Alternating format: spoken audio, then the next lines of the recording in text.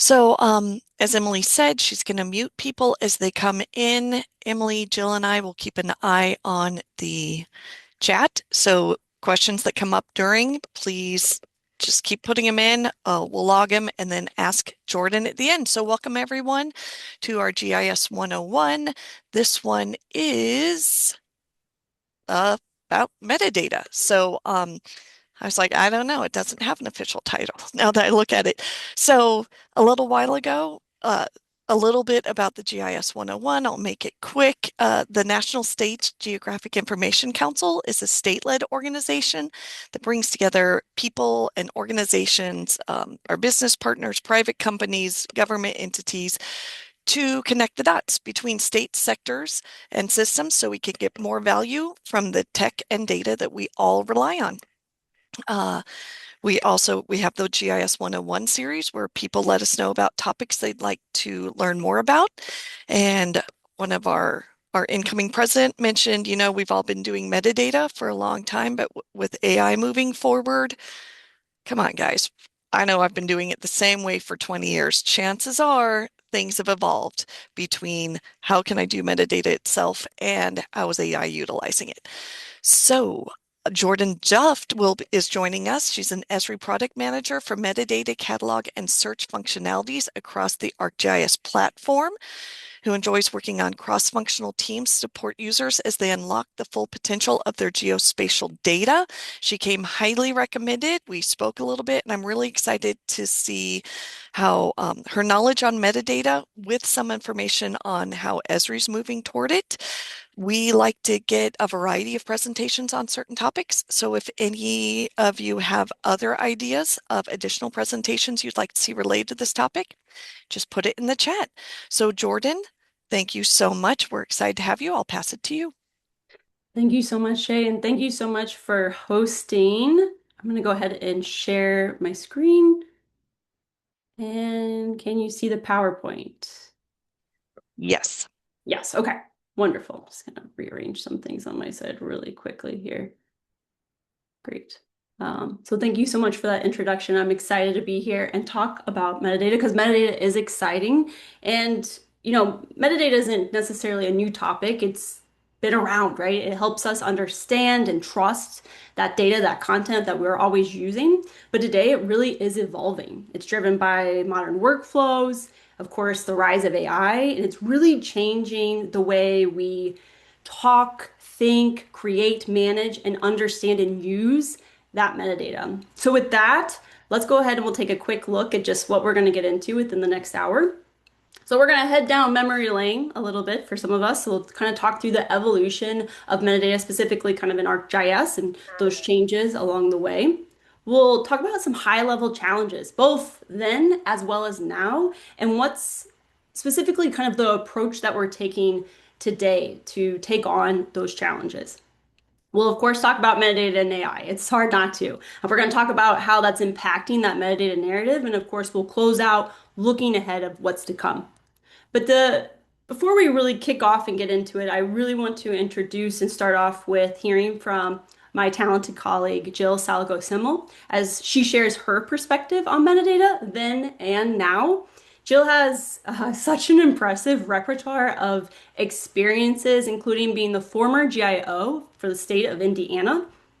And she's also the product manager of spatial data infrastructure at Esri, as well as ArcGIS Hub. So I don't know if Jill, if you're ready, if you could really maybe kick us off by thinking about and sharing the shifts you've experienced and seen with metadata over your career. And then I guess it's technically a two-part question. And then what would you want us to be thinking about today with metadata? Yeah, thanks, Jordan.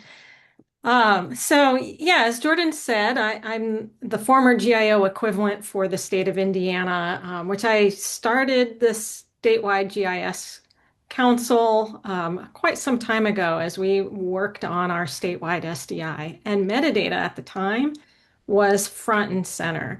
I'm also a former board member for the National States Geographic Information Council and have been a trainer doing metadata training here in my state and across the country over the years. And so keep your emojis handy for this because I've got a couple of questions for you. One is how many people have been doing metadata for, let's just say, a few years now? You've experienced with metadata. Ah, lots. Yeah. Okay, and keep them coming. We'll just keep it rolling. How many have found metadata to be complex? Hmm, maybe a little bit overwhelming. So I think that as we talk about this metadata then and now, I think it's only appropriate to acknowledge that metadata is really been a complex topic, and that complexity has often held us back, I think, as a global community in doing those things that we know need to happen. Metadata is really, really important, but the complexity um, of those standards, of the implementation and how you use those standards has often held us back. So in my own experience, one of the things, one of the favorite parts of my career in my past was getting to participate in the USGS and FGDC sponsored train the trainer sessions for learning about how to train others, our colleagues, on how to implement the content standard for digital geospatial metadata, the CSDGM, or commonly known as the FGDC metadata standard. Is anyone else on the call participate quite some time ago? I'll show my age a little bit in the train the trainer sessions. All right, Linda's on the call. Linda's one of my trainers in that, and we've got lots of others. Excellent. So this was a multi-day course on how to train on metadata. I think that that alone really helps to illustrate some of the complexities behind understanding the standards and how to implement the standards. I personally learned a lot about teaching and training during those sessions. They were really, really wonderful. And on top of the complexity of the standards, not just the CSDGM, but the ISO metadata standards, multiple versions of those, and we see multiple other types of metadata standards. We also have the complexity of disconnected editors and the technology, the tooling to help implement those, oftentimes kind of really searching through and trying to figure out where do I even find that metadata field or element that I need to fill in and then understand what needs to be filled in. And then the complexity of sharing that content, sharing it out through the traditional kind of older metadata clearinghouses and catalogs, and that disconnectedness between the metadata itself and the content that's being shared. So that ends up being complexity for not just the data providers, but also for end user consumers. So over the years, what we've seen is we've seen this really a shift. And one of the things that we've been doing at Esri is really thinking about how can we make metadata more delightful. And, you know, sometimes people laugh when I say I think metadata can be delightful. And what I mean by that is I don't need to touch it. And I say that in jest, but I do think that there's a lot of opportunity for making metadata much easier, simpler to interface with. And really, it comes back to me to understanding and continue to ask the why. Why do we create metadata in the first place? It's so essential, so important. And today, the reason why I think that we have several hundred people on this call, for example, to talk about metadata is that real broad recognition of the value, the importance of metadata for understanding data sources. It's essential to governance, to understanding provenance and trust. And today, it's really that essential role for discoverability, reuse, and for AI readiness. And I think that AI readiness is the cause of the day that is bringing many people to the table that have thought about metadata before, but now will really realize that essential role that that data needs to be there and to be trusted and valuable. And so, Jordan, thank you for inviting me to come in and join you on this journey. Jordan's got a number of things to show that kind of address that then to now, really looking at the discovery, reuse, and AI readiness aspects of it. And I'm excited with where we're heading, knowing how where we've been and been a part of this journey over the last couple of decades. Today, I think it's easier than ever before, and I'm really excited about where we're at. So thanks, Jordan. Back to you. Thank you, Jill. I appreciate it. And don't hesitate to pop back in and out throughout the presentation if you'd like to. Thanks. So with that, appreciate the getting us started here. Let's talk a little bit about kind of walking down that memory lane and kind of talk about this evolution of metadata. We're going to start back in the ArcMap era. I know for a lot of us, maybe this wasn't the beginning, but this is where we're going to start. So during this time in ArcMap, there was a time where we really only supported one metadata standard in conjunction with what we called Esri metadata. So this was kind of, Esri metadata was like this core metadata, but specifically for the software. But we did support the FGDC, CSDGM.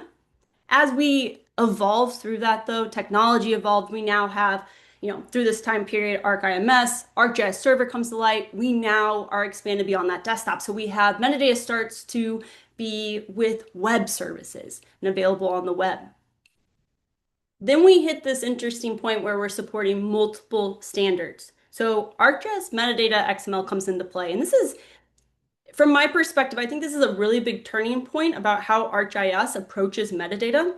So instead of like what we saw previously with this tightly coupled one standard approach, Esri's adopted this internal storage format, which allows us to support multiple standards in concert with one another if needed be, without having to necessarily worry about that loss of information over time. So it's kind of this storage of our supported metadata. As we make our way through, now ArcGIS Online comes onto the scene. Now, as ArcGIS Online emerged, item information came with it. Item information was not standard based. It was lightweight. It's actually what we see on our item page today. So think that title, summary, description, those tags. And it was just really, really focused to help just support that discoverability within the portal. But it didn't support that standard based metadata. So we kind of had this divergence, if you will, from kind of that core metadata and the standard based. As technology continued to evolve, ArcGIS Pro comes on the scene. We now introduce ArcGIS Enterprise, introducing that portal concept in conjunction with ArcGIS Server. We now have standard-based metadata across our foundational products. So ArcGIS Pro, ArcMap's still around, of course, at this time, but ArcGIS Pro, ArcGIS Online, ArcGIS Enterprise all support standard-based metadata. And then finally, this is kind of where we're going to jump off point, but this is kind of in the last few years, we have now this unified editing experience. So now that we have standard-based metadata across those foundational products, the next step was really thinking about, okay, how can we unify this editing experience across ArcGIS as well? Because historically, depending on where you were in ArcGIS, whether Pro, Online, Enterprise, that editing experience varied. So having that consistent editor really lowered that barrier to entry from the technology perspective to be able to maintain those standard-based metadata. And this is, again, where we're going to kind of jump off and kind of talk more of what we've done since then and what we're continuing to look at. Going through these changes over the years, there's challenges. And I want to be very frank. Historically, metadata has been challenging, and I would argue now metadata can still be very challenging. However, before we kind of go over these high-level challenges that I think exist historically as well as now, I want to, like as Jill alluded to, we're at this very interesting point where I really want to invite the community. Esri is here to serve you all. You all are the experts in your fields. You all are all boots on the ground. You all are doing the work. And we want to make sure that metadata serves our organization, it serves our communities, and the technology is there as a tool to help us do that. So to really cut through these challenges is going to take a collective effort. And so in my mind, These are the big challenges that metadata faces today. Again, this is high level, but really thinking through, first and foremost, metadata oftentimes can be high effort and low efficiency. So what I mean by that, metadata can be time consuming, it can be complex. We have evolving metadata standards. We have evolving organizational standards and requirements. We have evolving technology. It makes metadata incredibly challenging to stay on top of, let alone be efficient at it, which ultimately then results in metadata often being left undone, right? We often maybe leave it to the last second, last minute, maybe it never gets done at all. It leads to metadata being outdated or incomplete, and it's not describing the data set it's supposed to reflect. Furthermore, as metadata can often diverge from the data sets itself. So as data evolves, as it's manipulated, as it runs through analysis, it's moving through ArcGIS or connected systems, it can be oftentimes inconsistent or fragmented. So when we get down to this last point here, oftentimes it often results in deprioritizing metadata altogether. So confusing workflows, unreliable metadata, it really undermines its value, its trust. It impacts our search and content discoverability. It impacts that data being reused. It ultimately diminishes our organizational return on investment. And that's a problem because metadata is so important. So I want to talk through, okay, these are the challenges then and now. So what are we looking at today? And again, I wanted to start with that jumping off point. We have that unified editing experience.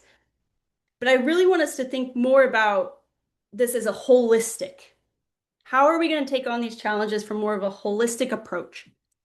So that unified editing experience, that was like that first step, right? So having a consistent editor across ArcGIS, that made sense because we want to lower that learning curve. We don't want to add additional cognitive load if you're in pro versus online, for example. We want to make it easier to edit and maintain that metadata in that editor. The second piece of this, though, is metadata flow across the ecosystem.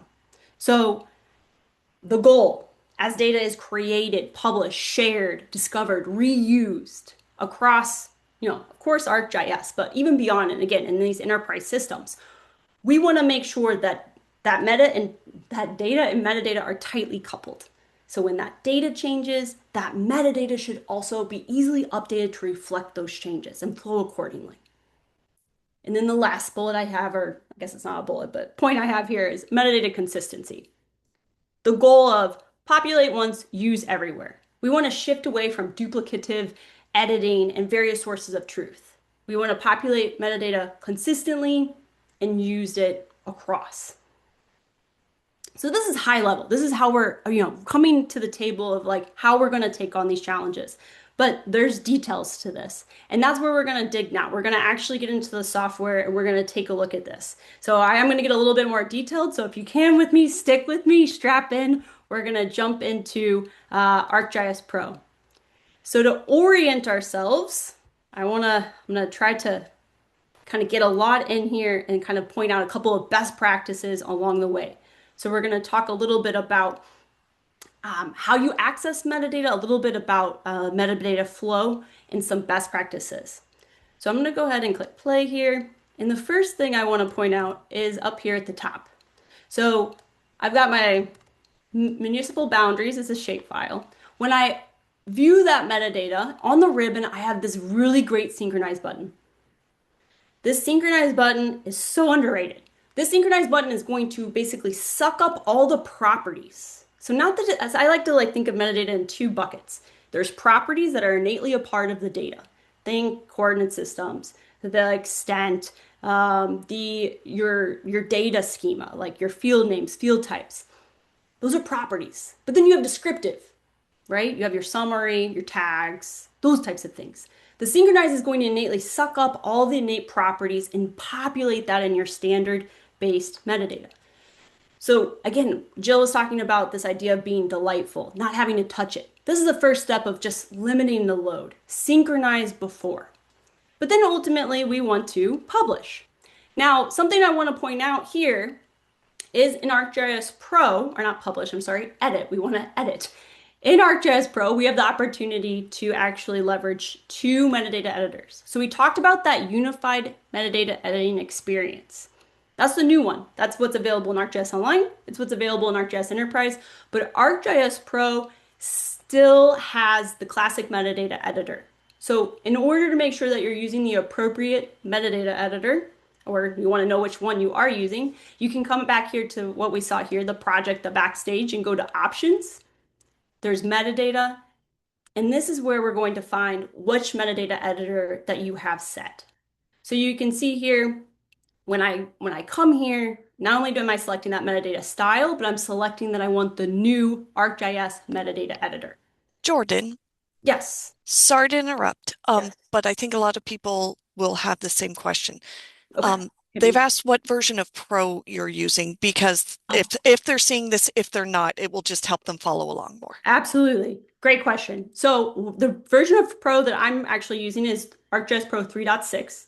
What I will say though is the Unified Metadata Editor came into ArcGIS Pro at 3.5. So the Unified Metadata Editor that's aligned with ArcGIS Online and ArcGIS Enterprise is now available at 3.5. Thank you for stopping me. Stop me at any time and we can kind of dig in here. The next piece, though, I want to call out. This is a big thing that I see often. And honestly, I struggled with this initially whenever I started to dig in and started to try to edit metadata in ArcGIS Pro. My initial thought was, okay, I pulled my layer into my contents pane. Now I want to edit that metadata. But I get this warning. The layer is accessing the data source's metadata. Browse and edit the metadata for the data source, or set the layer to have its own metadata. So this is really GIS 101. What I'm looking at here in my contents pane is a layer. It's a representation of the data in the map. It's not the source. For metadata, we could have metadata for that representation of the layer in the map, or we could just have it point back to the source. So that's what this is telling me. It's like, hey, you can't edit this because it's pointing to that source data. So when I can actually go look at this in my property. So if I come down here to my properties and I go to metadata, I want to point out here, by default, it's going to look at the data source. And I would actually say like 99% of the time, you want to keep this because unless there's a fundamental reason why you would want to have that representation of that layer be different than that source metadata, in this case, it's that shapefile, just leave it. Now you could click that drop down and then that metadata diverges, but then that's just something that you'd have to keep in mind, and that's going to be based on your organization's workflows. I'm going to keep mine and I'm going to click OK or X out, I guess. And I'm going to come over to my catalog pane. So to edit the metadata source, I either need to be in the catalog pane or the catalog view. So this is important. So now I can edit this metadata. And I am using the new metadata editor, and there are a few delightful things I would like to call out. First and foremost, my favorite thing, essential metadata. That essential metadata is going to look at the metadata style I have selected. That metadata style I've selected is ISO 19115-3, and that is what's controlling my required metadata elements. So what this means is there's no guessing which metadata elements I need to fill out to adhere to this metadata standard. It tells me, it gives me the full list, what's listed here. Furthermore, it lets me know with a green check which ones I have completed and which ones I still need to complete. When I click on the one that isn't completed, it brings me right to where I need to be in the editor.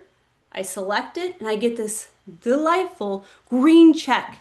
Dopamine levels are just rising. My completion, I want to point out this really nice completion bar lets me know when I'm done. So how many metadata elements I've completed, how many metadata elements I need to go to adhere to that minimally compliant metadata record for ISO 19115-3. From there, let's take on publishing. So I'm going to go ahead and save this metadata. We're going to talk about how metadata flows. We're going to start by publishing to ArcGIS Online, but it's going to depend how we publish. So first and foremost, I want to point out that This is a single layer in my contents pane. So I have the ability to right click on it and I can choose share and share as web layer. And when this does this, I want to point out this up here at the top. We are sharing a selected layer as a web layer. And what that essentially did was it's taking that metadata from the source, because remember that layer is looking at that source metadata, and it's going to automatically propagate that to my item details. So you can see not only the name of the layer is now in the name of my item details, my summary is filled out, although I bet not a great summary, and my tags are there as well. Happens automatically. But there's another way we can publish. We can also publish by going to the ribbon and going to that share, which is what I'm going to do next. So I'm going to close out of this, and I'm going to come up here to my share, and I'm going to click publish as a web layer. Now this is important as well. So notice the difference. Sharing a map as a web layer.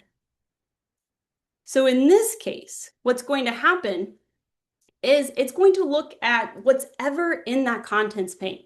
So in this case, I only have municipal boundaries. But what would have happened if I had parks and trees? It would have actually brought all of those layers, and it's going to publish that as one hosted feature layer. This is important for where we're going later. So you'll notice that if I come over here, my municipal boundaries isn't automatically propagated here because this item level is encapsulating of everything that would be in that contents pane. In this case, it's just the one layer, so why would I do that, right? It would make sense to right click on that single municipal boundaries layer, which is what I'm going to do, and publish that because it's going to copy that metadata over. So now that we're here, I want to point just that out. Metadata is flowing. So we went from that shapefile with that metadata. Now we have a hosted feature layer. Title's the same. We've got description. But let's go ahead and we're going to look in the metadata editor. Again, my full metadata has been brought over, but this is where the key part I want to pull out here. Notice I'm going into the layer. This has its own metadata. And in this case, it's copied. So what I have for my item level metadata is going to be the same for my sublayer by the way I published. But from here on out, they're presented separately. So if I edited this underlying layer, it would not necessarily propagate to the item level. I'm going to keep coming back to this topic, but let me know if there's any questions here. I know we're kind of digging a little deeper than I would say normal metadata presentations, but I think it's important to really call out. So I'm going to come back here and just note again that this is a hosted feature layer. And so in this case, I'm going to turn off also the metadata editor just to point out that even if the metadata editor is not enabled, this is what we would still have that standard based metadata. So all records within ArcGIS Online and ArcGIS Enterprise now have standard based metadata. So that's hosted. I keep saying that this is hosted because this is an important point. So similarly, when we publish to ArcGIS Online, the data is copied and is now managed in ArcGIS Online. Our metadata has also been severed from that initial source and is now going to be maintained in ArcGIS Online. ArcGIS Enterprise, however, we have differences.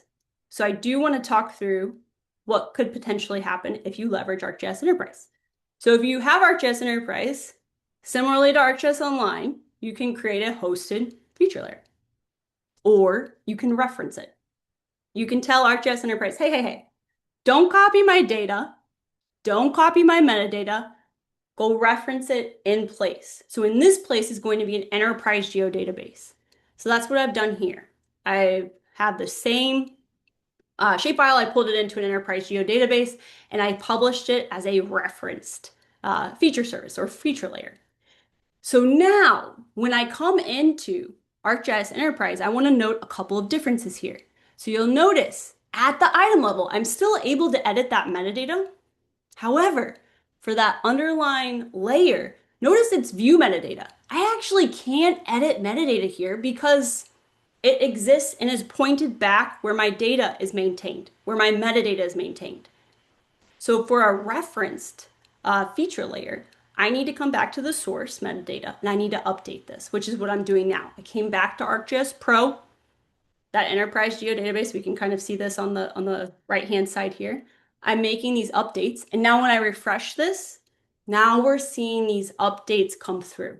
Because again, it's referencing that metadata. It's referencing that data in place.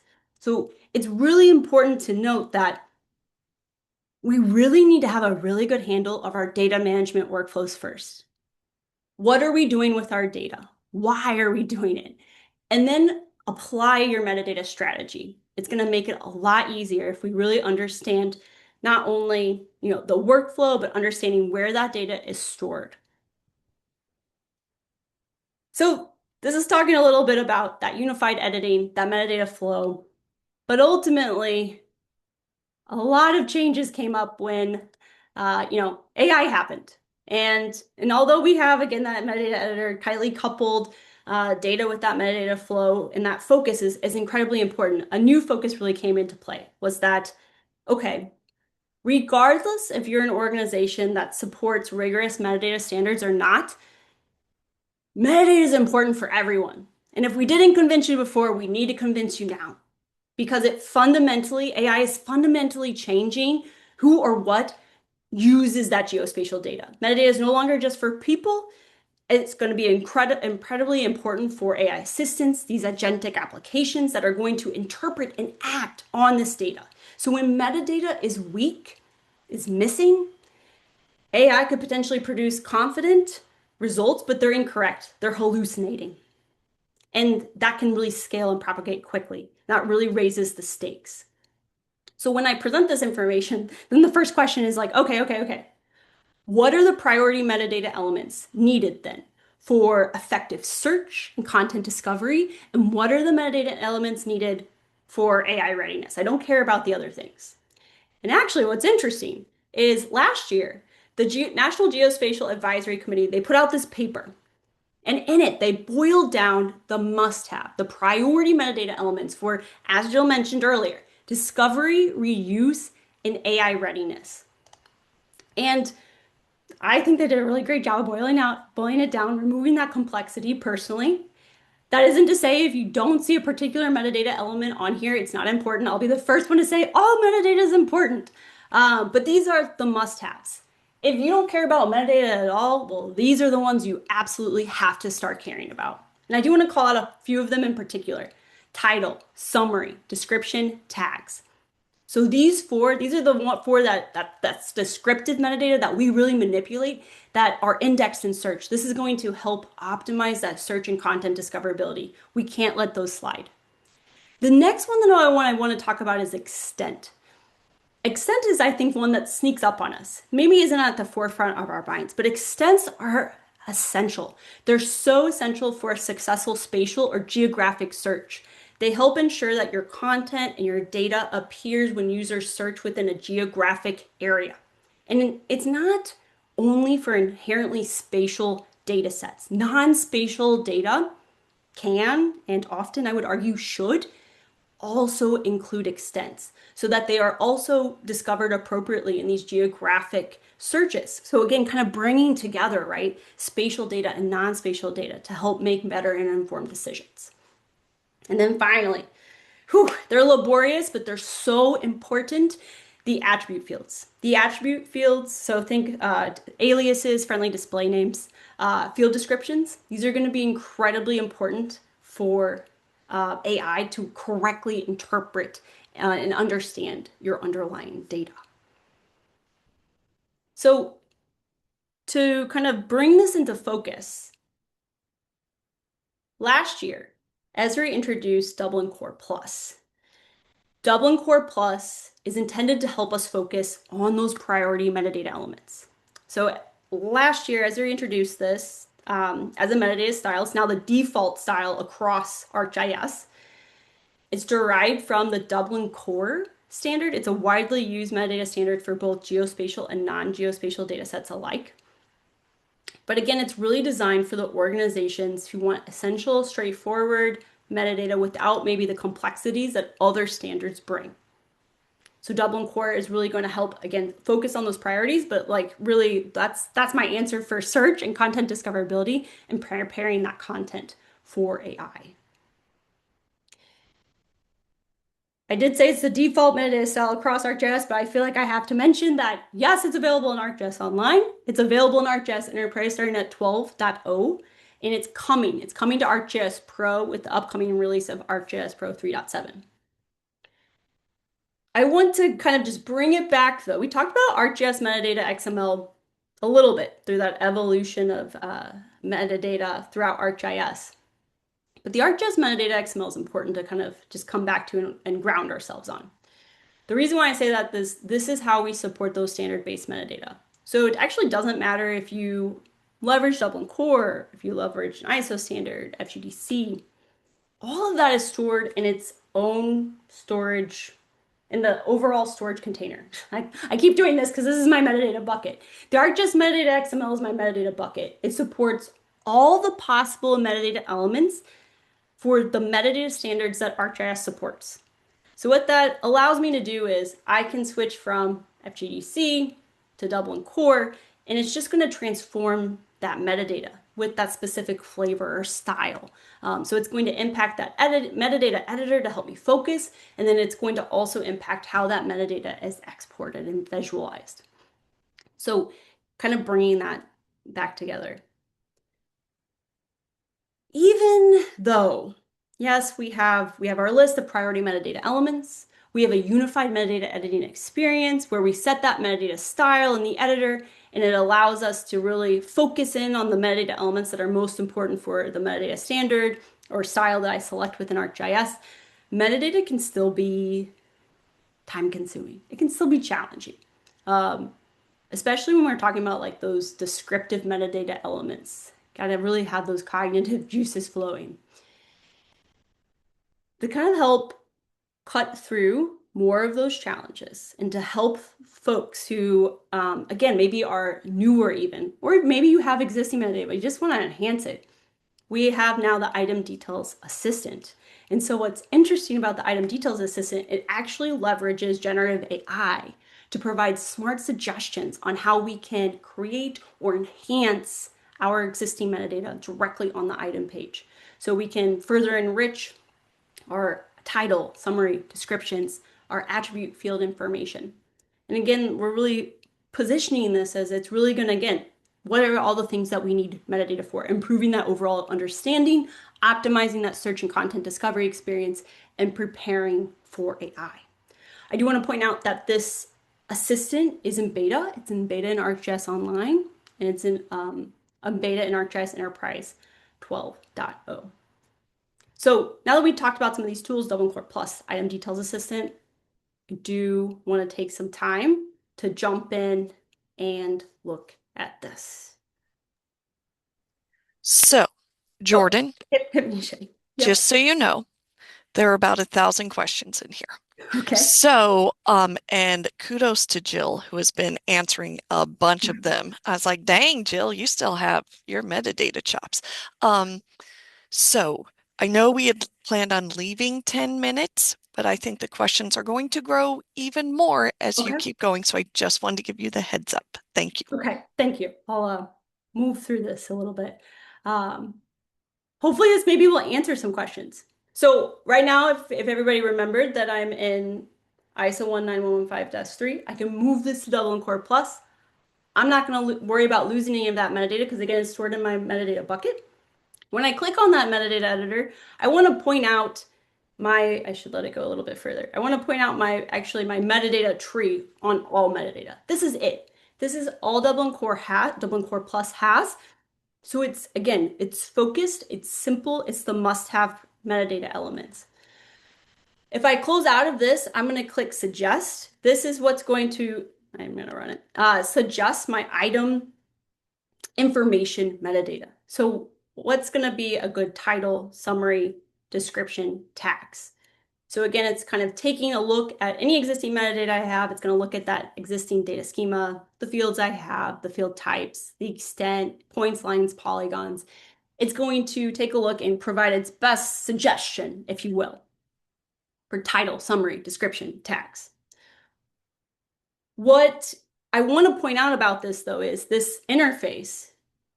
It's completely editable. The whole purpose is to come in here and make refinements. So just as like you would use Copilot to help you write an email, and then hopefully you're reviewing and you're modifying that email, same sort of thought process with this. It's a suggestion. It's a starting point. Our point, though, is to go in and continue to refine that to make sure that the metadata is reflective of that data.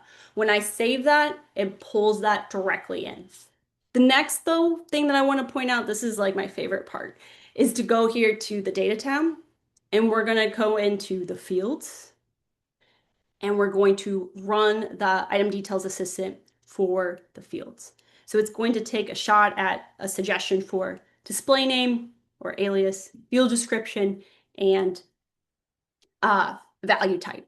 So just like the other dialog window, it encourages us to come through here, edit, review. I can choose which fields that they did a good job of. I can accept or decline. And so you can kind of see that interface here.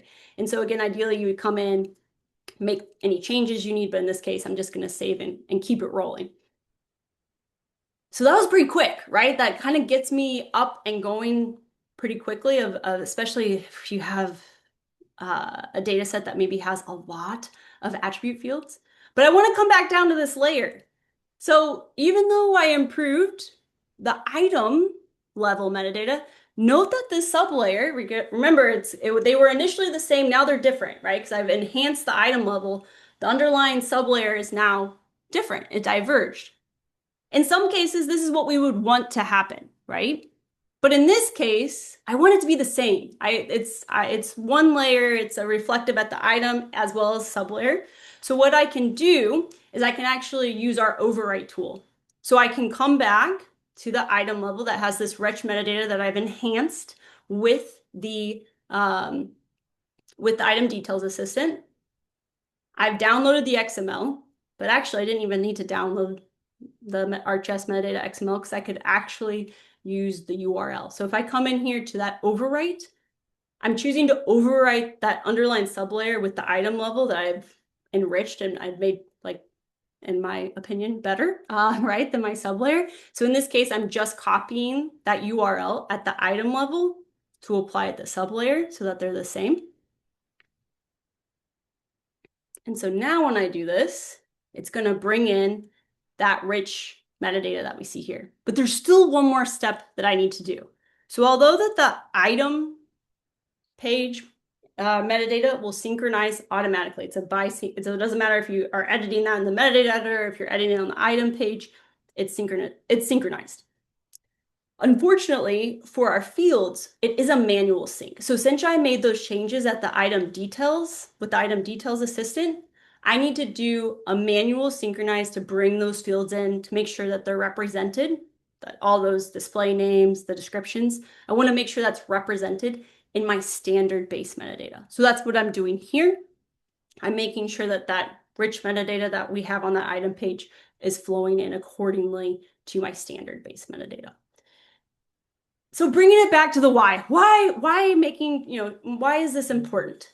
So I kind of close out this particular demo by highlighting, bringing this into maybe an authoritative data provider scenario. Maybe we're leveraging ArcGIS Hub, for example, and we're sharing authoritative data.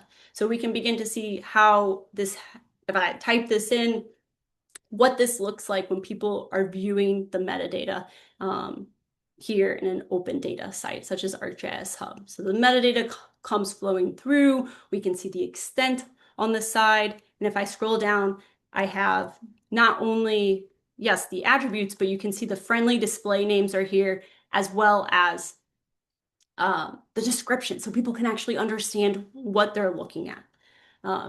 You, of course, can have all these jumping off points from ArcGIS Hub, but I chose to open here just to kind of look at the metadata that we created. And there's still more to do, right? I could still fill in additional metadata. So with that, I do want to make sure we leave time for questions. So I'm going to kind of pivot, and I'm going to ask you all kind of bringing us back together and kind of refocusing on like where do we see the future. So yes, there's been strides and we have a vision of what metadata can be. For me, I really think about it as minimal effort, right? As to quote Jill, it's streamlined, it works for us, it adapts to maybe change, it supports AI readiness, it is effective for system connectivity and optimizing search, and ultimately it allows us, our communities, to make better decisions, right? It aligns that data strategy with your goals and your organization. But it's really going to, again, bring us, I want to again encourage the collective to make sure that we make these changes for what lies ahead here. And so with that, we'll definitely open it up to questions, but I definitely want to make sure that I open this invitation, like, please connect with us. I want to make sure that, again, we serve you all. We have Esri Community, the Item Details Assistant. It's an early adopter community. Anybody can join, connect with the product team, have your voice be heard. What suggestions do you need? What does your organization need? We have an email alias. Feel free to email us. And then also we have a survey, which is the QR code is on the slide. And with that, I can open it up. Shay, if we're ready, Jill, if we're ready, if there's any questions, appreciate it. Okay. Okay. So I am going absolutely amazing presentation, which the comments support. I Oh, am thank you. going to just go down the list. I'm stopping with Shay Burns's because I can't keep up anymore. I'm going to share my screen because I'm a very Oh, visual person. sure. So, and then you can see them. Oh, Yes. Emily, as soon as you let me, I'm going to share my screen, please. So, the first question, by the way, people in the audience, if Jill answered it, then I'm not asking right now. So is there, Matthew really wants to know, is there a way to batch edit metadata? Keeping in mind we have 11 minutes, so a balance between succinct and, yeah. Kind of, I would say. So overwrite and leveraging metadata templates is the fastest way to really jumpstart and kind of batch. I would say that's more from a beginning perspective, though, not like changing um, existing metadata records as a thorough line. But the ArcGIS API for Python, it can certainly be scripted. There's no necessarily out of the box tool, but I would be interested. Please reach out, Esri community of how that could benefit you in use cases. It would be great. And I just want to Perfect. mention there that there are tools outside of the metadata editor that, like the FME and ArcGIS data interoperability Yes. extension, that have some batch capabilities. So we can follow up with that if it's interesting. Great. Thank you. And um, we are going to make the recording available. We will have a PDF of the presentation. So I know that's a big question. A bunch of these are from the first. So if your layer is in the TOC has a definition query, that could go into layer specific metadata. Is Mhm. that a true statement, Jordan? Yeah, Okay, exactly. That would be an example if you wanted to kind of refine that, right? perfect. Are you able to demonstrate? Maybe is it possible to create metadata in an older version of Pro, say 3.3x? Absolutely. So you would just have the classic metadata editor, but you wouldn't have like the new kind of look and feel. But as you can switch back and forth between the classic and the new metadata editor, you don't have to worry about losing any information or data. So you're just locked into classic until 3.5. Can you explain how to best use metadata to find relationship classes, one-to-one, one-to-many? I didn't know if you had enough information about specifically what they mean to answer that. Yeah, I I could elaborate if that helps. Please do quickly. That'd be great. Yeah, I mean, a good spatial database is normalized where you've got tables all over the place. And I would like to know if the metadata can point to the other metadata about the other normalized tables. Yeah. So I'm thinking, and Jill, I'd be curious if you agree with me here. I'm thinking maybe it's not really distribution, but distribution may have a space for that. I would have to kind of go through the standards. I'm sure that there is a space, but it's hard for me to, I don't want to say something incorrectly. And I don't know if Jill, feel free to come unmute I if you've no, I seen don't it. have anything to add to that. Okay, we can look into it though. If Shay, if you could make sure I have all these questions, that would be amazing. Yeah, Definitely. I'll go through the I do chat. think it'll be good for AI to be able to understand what we're actually looking at. Great. Good question. Still under your first breakout session, is this a republishing? What if you just want to update metadata? Everything else is the same. This is a republishing. You just want to update everything. So you can just republish. So when you republish, there are options. Um, I would need to go back and look at that. So I guess what I'm understanding is you would still just want to republish as a way to maintain that metadata because you would want to maintain that metadata in ArcGIS Pro.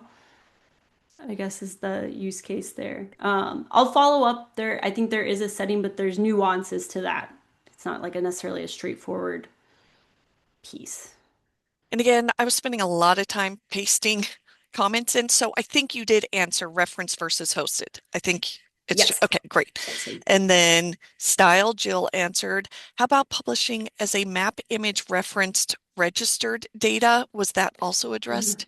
Yeah, so that's a little bit, I'd be curious. So it's a similar functionality in the sense that at the item level you're able to edit. What's interesting though about a map image or a map service that's registered, it doesn't have like the sublayer information. So like when you click on the sublayer, the layer on the item page, it just shoots you out to the REST endpoint, which is kind of interesting. The REST endpoint does have metadata, but it's not in the same interface, I guess, in Portal. I think the rationale behind that is that it's an unlike feature services that expose that geometry and you're able to edit it. The image service is really intent, or the map image layer map service is really just a picture. So it doesn't give you that granularity. But again, I'd be interested to hear use cases if you need it, but it follows a similar, slightly different pattern. I can follow up on that and maybe Esri community, I can answer a lot of these questions and kind of provide some additional resources. Perfect. Is there a way to add an element from the all metadata section to the recommended section, thinking about quality maintenance update frequency element? Or what do you see, or is what you see what you get?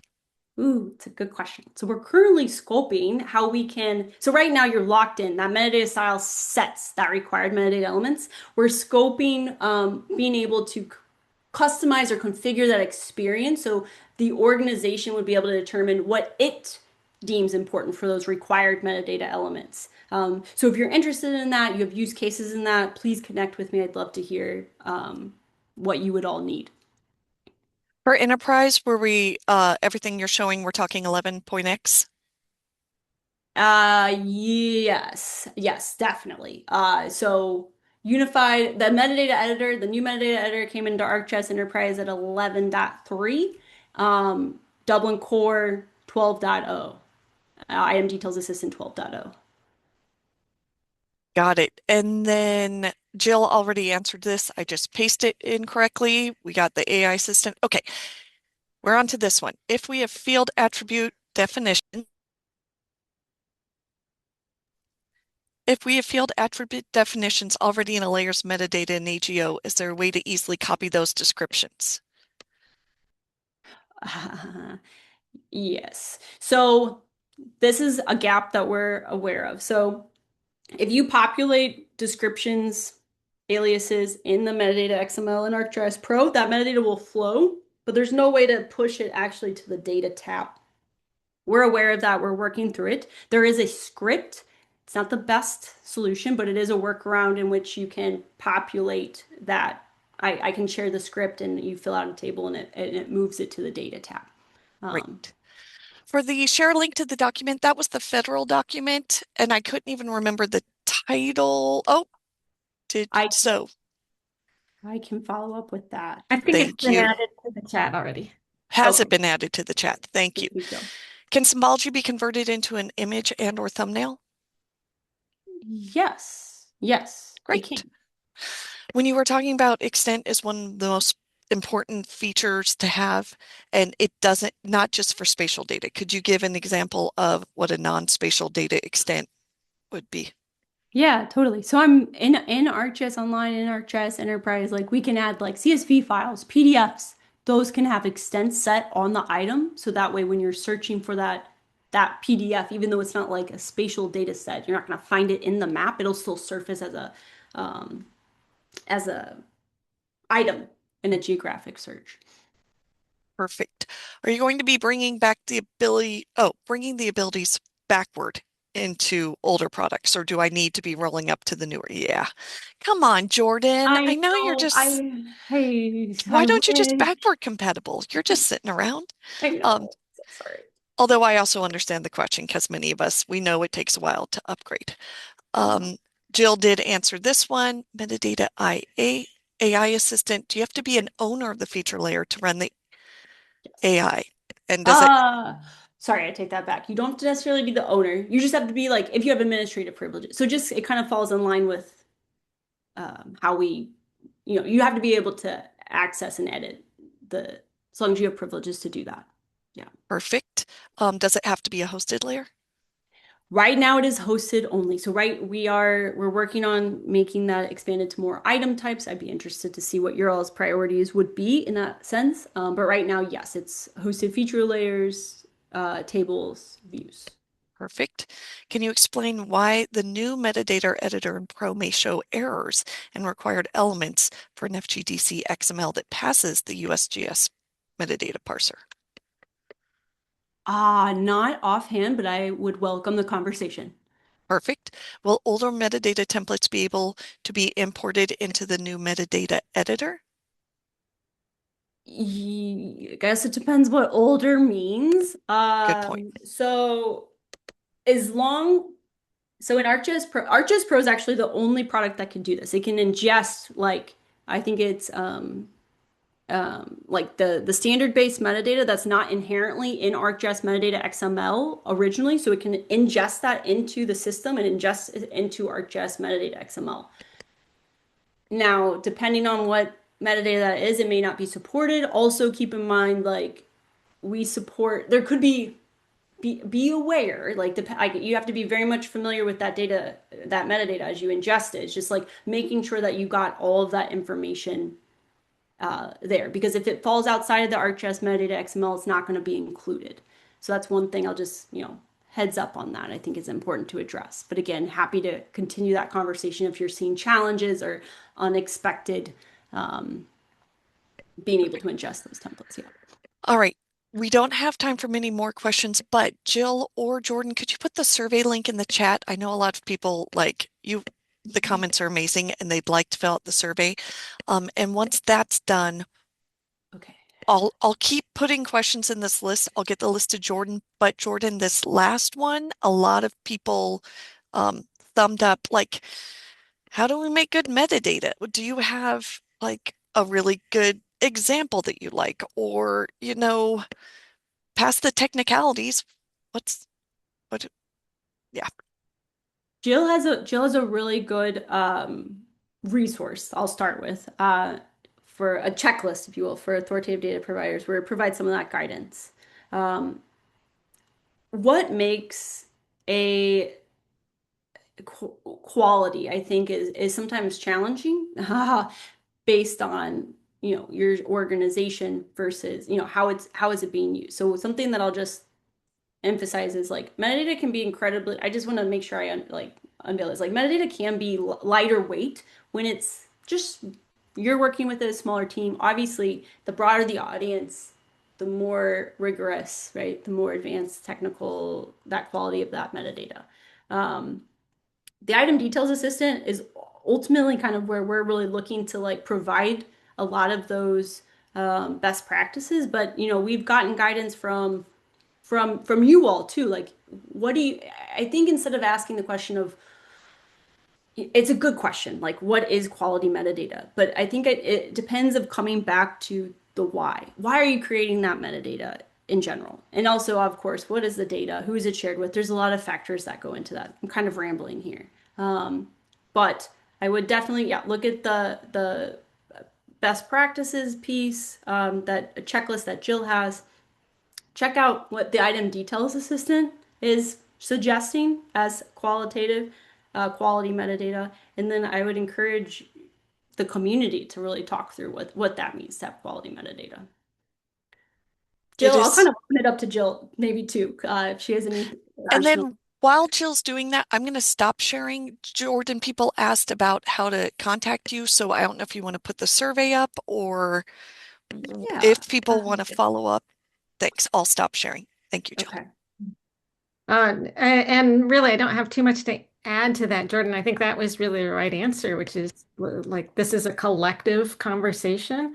I did share the best practices document that we've put together, but really that's based on many of your best practices that you all have organized from your communities. So we often will survey what organizations are putting out there and recommending, and we collect that because there's a lot of commonality and collected those and put those together as recommendations.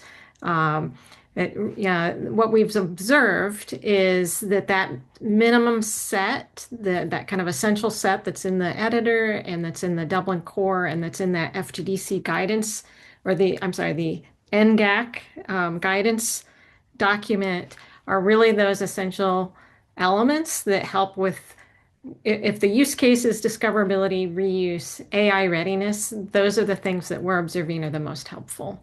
Sometimes there are other requirements that aren't on there, for provenance and for documenting what standards were and accuracy and all of those things that are in the full, richer metadata.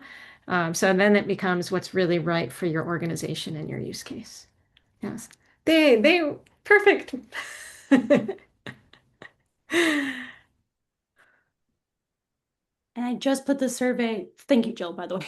Perfect. I just put the survey in the chat too. I had to run that down, but that should be the survey link as well. Also, just, if everybody floods this email just today, just give me a little bit of time, if you will, to dig through that. I would really appreciate just patience. I'm a little bit behind, but I promise I'll get to you. So. Oh, and I think Jay, you might be muted. Thank you, Jordan. Thank you, Jill. And thank you, Emily, for taking care of it and making sure everything runs. Who is doing that? I'm sorry, my screen is hilarious. I assumed it was you, Jordan. So, Oh okay. no. Have a glorious day, everyone. Happy metadata to you. Yes. Thank Thank you all. I you. appreciate it. Thanks so much for hosting.